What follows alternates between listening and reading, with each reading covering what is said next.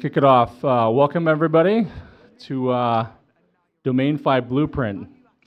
My name is Fred Hsu, CEO co-founder of D3, and today we're going to talk, have a pretty engaging panel, I think. We're going to have, I'm going to kick it off with some DomainFi topics. We're also going to have a registrar who's actually integrated on the domain side, and finally we're going to have a registrar panel full of some really credible and exciting projects in their space. So with that, I'd like to kind of kick it off.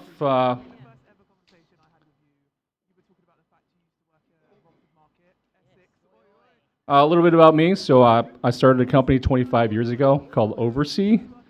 We were a pioneer in domain services back in the day. I am here to share, like I said, some more details about what DomainFi is and some of these opportunities in this space that it presents. We'll also show kind of how bridging with Web3 kind of works and unlocking more value in our industry.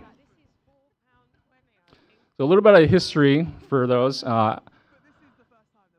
Domain names are the original kind of OG kind of NFT, and I talk about NFT in a way because they are they're unique, they have utility, they're compliant, they're easy to transfer, right? So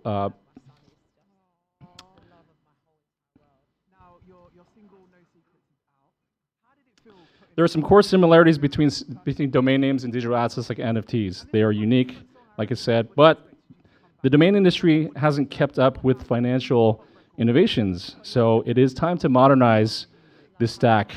And I'm going to talk about today about how domains work in this sort of blockchain economy. So traditional domains, just again, they're stuck in the past. Right, they're the key problem so far is the processes are relatively slow and manual, and the markets generally lack transparency, and of course, almost no liquidity for domains in this current market. So in 2025, it's rather ironic to me where it's actually easier to buy real estate than it is to buy domain names, and it shouldn't be that way. So here's an example of me actually trying to buy a 6-letter domain name. This is actually just in January. It ended up being a network of brokers, very little transparency. It was opaque at best. I ended up not buying this domain name that was trying to be sold to me at a 6-figure or 7-figure amount. I could have been a buyer. I went through this painful process, and I think we all can kind of relate to this example. So then we talk about domain names in Web3. So Web3 is interesting because there were some attempts that happened over the past several years. We call them alt roots or Web3 naming systems. I think it was a noble attempt, but ultimately it was kind of like a failed experiment because they're ultimately not following ICANN rules. There's things like name collisions. There's multiple .wallet projects, just like there's multiple .crypto projects out there, and we thought something kind of had to change as it should change, right? And I'll talk about what cross-chain means, but fundamentally, this asset class in Web3 doesn't really mean domain name. There's only one domain name, and that's the one that works on the DNS.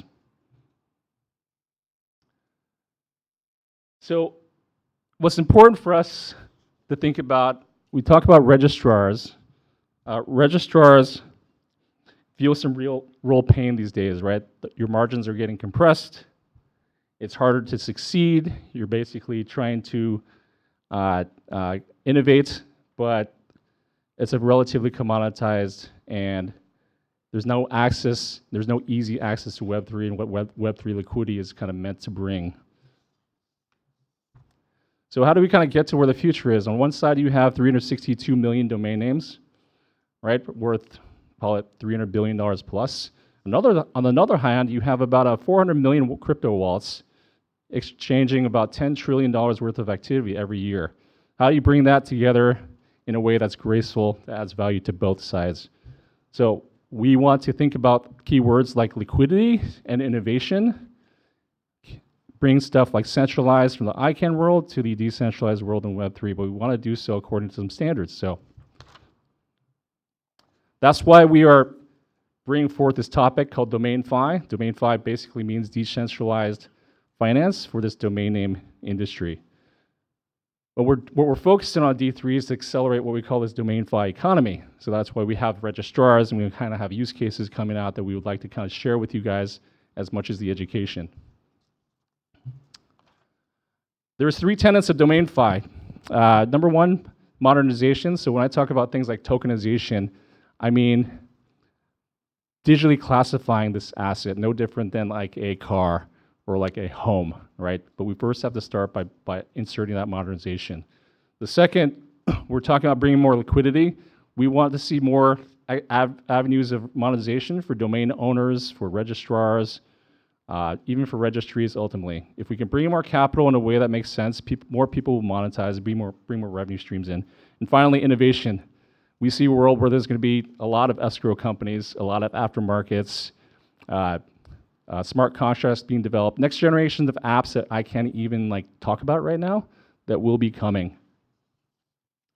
This is very aligned with the Web3 ethos of kind of what we call building in the open. So as we talk about DomainFi, DOMA, think about us as fostering this healthy ecosystem of developers as well. So finally, our mission, I'm just going to close out for the next 5 minutes. We want to accelerate this concept of DomainFi economy, right? Ultimately, we're here to build bridges between Web 2 and Web 3. We want to provide infrastructure, and of course, we want to enable developers both here and globally. We're also building something called DOMA. DOMA is the coordinating layer or the blockchain behind the scenes. Forgot to take a poll. How many people over here actually are familiar with crypto? For example, bought Bitcoin before? That's pretty good, about 40%. Seattle ICANN had about half the room familiar with Bitcoin. We do have a blockchain that we're launching. It's very exciting. We think about it as a coordinating layer, like I said, an advanced database. That's really all it is at the end of the day. Blockchain sort of has to serve a purpose, which includes utility for this asset class. We're going to bridge Web 2 and Web 3 in very interesting ways. What tokenizing names and kind of leveraging DOMA means will be to bridge traditional companies like Namecheap, InternetX, and Circa, who Tom's going to speak about soon. 362 million names, hundreds of billions of dollars worth of land just simply unlocked, connected with what I said. Some companies in the Web3 space called Solana, Ethereum, Avalanche, Sui, and to give you kind of some idea about how much trades on these Web3 ecosystems on a daily basis, it's in the tens, if not hundreds of billions a day. We want to kind of make sure that these two ecosystems connect in a way that kind of makes sense to both parties. And of course, we do everything with ICANN compliance in mind as well. So I want to talk about Solana for a second. Solana is a $85 billion ecosystem right now. We'll be doing a lot of work with Solana ecosystem. Second half of this year, we'll be launching not only the .sol and .solana generic top-level domain next year, but we're also going to be focused a lot on bridging liquidity from, I don't know if anybody recognizes these little icons, but Phantom Wallet, which has millions of users, trades tons of activity every day. Magic Eden, who's a very popular NFT marketplace. One day you'll be able to buy these names easily to those users once they're tokenized. And finally, we want to supercharge the domain industry by making these tools very easy and accessible for registrars. So it's not just about domain investors who are also very important. It's about making sure that these use cases come to life through actual, visible, low friction integration points that you guys will see more of and see a demo of as well later. So again, we think that the potential here is a multi-trillion-dollar industry. I think the global real estate market is something like, last I heard, 30 trillion plus, if not in the hundreds of trillions.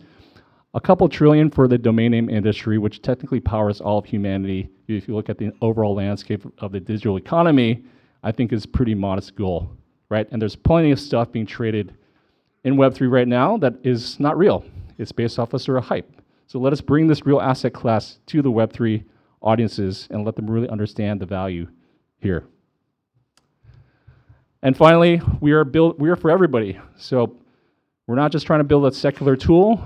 Really, when it comes to users, app developers, marketplaces, escrow companies, registrars, we think that blockchains and Web3 technologies are meant to be like open source. It's meant to be built in the open. So with that said, I'd like to introduce Tom Barrett from Encirca, and Tom can go through some of his demos and his topics. Thank you all.